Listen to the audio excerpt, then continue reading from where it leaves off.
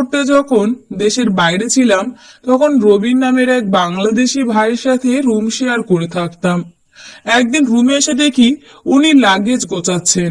আমি হেসে বললাম, দেশে যাবেন দেখে ভাই তো দেখি মহা খুশি। রবিন ভাই লাগেজের চেইনটা লাগিয়ে হাসি মুখে বলল, ভাই 8 বছর পর দেশে যাচ্ছি, মনে তো আনন্দ হবেই। ছোট বোনটাকে এতটুকু দেখে এসেছিলাম, আর এখন তারই বিয়ে হয়ে যাচ্ছে। বোনটা যখন আমাকে দেখবে খুশিতে যে কি করবে এটা ভেবেই আমার চোখে পানি এসে যাচ্ছে। রবিন ভাই হাসি মুখে কথা বলছিল, অথচ আনন্দে ওনার চোখ জল জল করছিল। এমন সময় রবিন ভাইয়ের বাবা ফোনে ওনার কাছে জানতে চাইলো, কি রে, শুনলাম তুই নাকি দেশে আসবি। রবিন ভাই হাসি মুখে ওনার বাবাকে জানালো, হ্যাঁ বাবা, আসবো। ছোট বোনের বিয়ে, বড় ভাই কি না এসে পারে। অপর প্রান্ত থেকে ওনার বাবা বললেন, তোর শুধু শুধু এত টাকা খরচা করে আসতে হবে না, বিয়ে ঘরোয়া পরিবেশেই হবে। তাছাড়া নতুন জমি কিনেছি, টাকা পয়সার একটা বিষয় আছে না, তাই আসার দরকার নেই। বাবার সাথে কথা বলা শেষে রবিন ভাই যখন ছোট বোনকে জিজ্ঞেস করলো, কি রে, তুইও কি চাস আমি তোর বিয়েতে না আসি?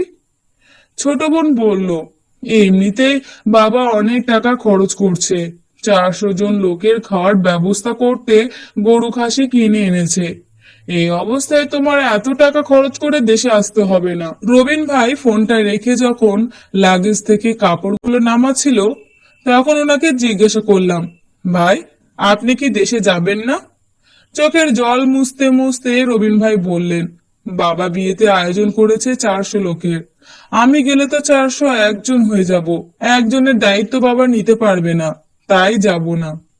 সেদিন নিজ চোখে একজন প্রবাসীর কষ্ট দেখেছিলাম একজন প্রবাসীর সাথে তার এই কাছের মানুষগুলো কেমন নির্মম আচরণ করে।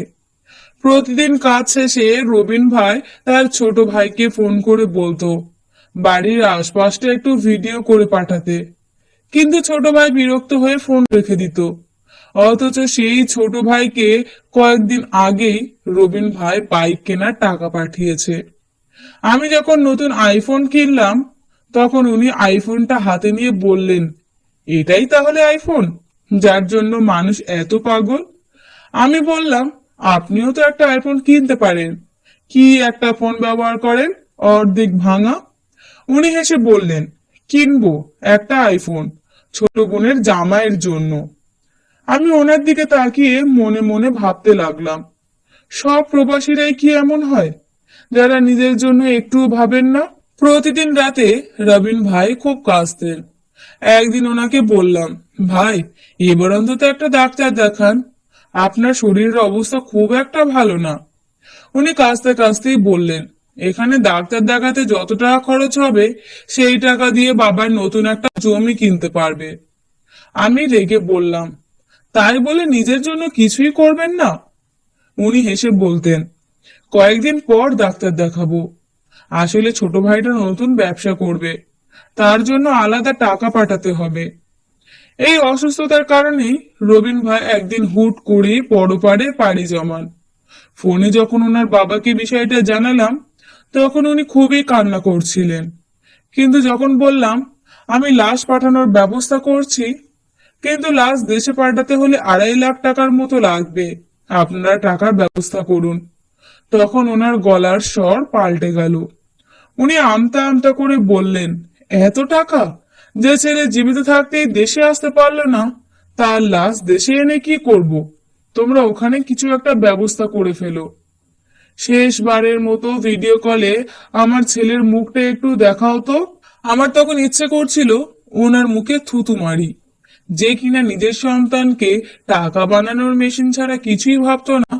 ছোট ভাইকে ফোনে যখন বললাম, তোমার ভাই তো তোমার জন্য কত কি করেছে, তুমি না হয় একটু লাশটা নিয়ে যাওয়ার ব্যবস্থা করো। ছোট ভাই তখন উত্তর দিল, ভাই নাকি তার জন্য কোনো কিছুই করেনি। এই রকম উত্তর ছোট বোনও দিল। অথচ এই ভাই বোনের সকল শখ আহ্লাদ বড় ভাই বিদেশে কামলা খেটে পূরণ করছে। চোখের সামনে একটা মানুষের লাশ পড়ে আছে, অথচ আমার মনে হচ্ছে এটা মানুষের লাশ নয়, এটা একটা টাকার মেশিন, যেটা অচল হয়ে গেছে। অনেক প্রবাসী আছেন যারা বছরের পর বছর দেশের বাইরে কাটানোর পরও তাদের পরিবার চায় না মানুষটা দেশে ফিরে আসুক। এক সময় সেই মানুষটা অমানবিক পরিশ্রম করতে করতে মারা গেলেও মৃতদেহটা পরিবার দেশে আনতে চায় না, টাকা খরচ হবে বলে।